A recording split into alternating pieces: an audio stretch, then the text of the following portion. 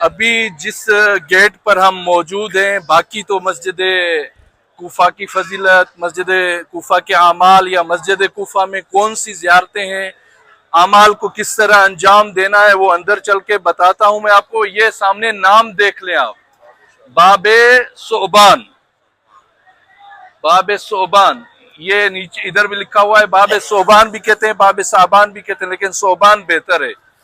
ثعبان کہتے ہیں ایک اژدہا کو، ایک بلا ٹائپ ہوتا ہے، بڑا سانپ کی طرح ہوتا ہے، جس کا بڑا منہ ہوتا ہے اور بہت ہی خطرناک قسم کا اژدہا ہوتا ہے۔ مولا علی علیہ السلام جب مسجد کوفہ میں آتے تھے اپنے گھر سے، جس گھر کی ابھی ہم نے زیارت کی، مسجد کوفہ کا گیٹ بھی پیچھے ہی ہے، پیچھے سے آتے سے ایک جگہ ہے دکۃ القضا، ایک دکہ بنا ہوا ہے، ایک یعنی دیوار کی ٹائپ کی طرح اوپر ایک چیز بنی ہوئی ہے جس سے کہتے ہیں دکۃ القضا۔ وہیں پہ مولا علی علیہ السلام بیٹھ کر فیصلے کیا کرتے تھے، وہ سامنے وہ جگہ ہے، ابھی وہیں اسی جگہ پر بھی چلیں گے۔ مولا ایک دن اسی جگہ پر بیٹھے تھے، اسی دروازے سے وہ اژدہا اندر داخل ہوا۔ اژدہا بہت ہی بڑا سانپ تھا، تو ابھی اگر وہ آ جائے تو آپ کی ہماری پتہ نہیں کیا حالت ہوگی۔ جب وہ اندر داخل ہوا تو تمام صحابہ اور جتنے لوگ مولا کے ساتھ بیٹھے ہوئے تھے وہ ڈر گئے۔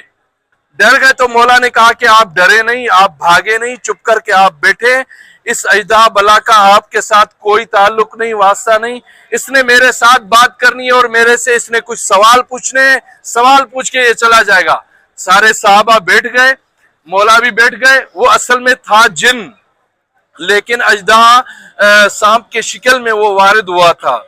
جب وہ مولا کے پاس آیا تو مولا کے قدموں میں بیٹھ گیا، مولا کے قدموں میں بیٹھ کر مولا سے باتیں کرنے لگا۔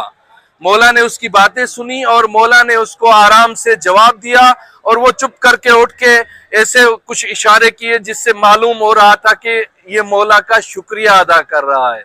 شکریہ ادا کر کے پھر اسی گیٹ سے وہ باہر نکل کے چلا گیا، جیسے باہر نکلا وہ گم ہو گیا۔ تو یہ بات پورے علاقے میں، کوفے میں، مدینے میں، مکہ میں، شام میں، ہر جگہ مشہور ہو گئی کہ مولا علی بیٹھے ہوئے تھے اور ایک اژدہا اندر آیا، کسی کو کوئی نقصان نہیں پہنچایا، مولا سے سوال جواب کیے، مولا نے اس کی باتیں سنی، مولا اس کی باتیں سمجھ رہے تھے اور مولا نے اس کو جواب دیا۔ جب مولا نے اژدہا بلا کو جواب دیے اور چلی گئی، تو جب یہ باتیں مشہور ہوئی نا، تو شام میں معاویہ کو یہ باتیں بہت ہی ناگزیر گزری۔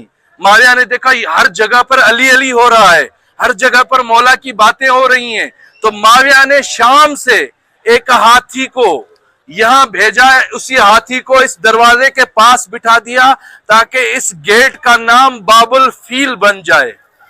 عربی میں فیل ہاتھی کو کہا جاتا ہے، تاکہ اس گیٹ کا نام باب الفیل بن جائے۔ کافی عرصے تک، کافی ٹائم تک اسی گیٹ کا نام باب الفیل تھا، کیونکہ معاویہ کی پوری کوشش تھی یہ واقعہ جو ہوا ہے، جو معجزہ مولا نے دکھایا ہے، وہ کسی کو پتہ نہ چلے، لیکن جس کو خدا ظاہر کرے اسے کون چھپا سکتا ہے۔ خدا کا یہ ارادہ تھا کہ امیر المومنین کی فضیلت پوری دنیا تک پہنچے۔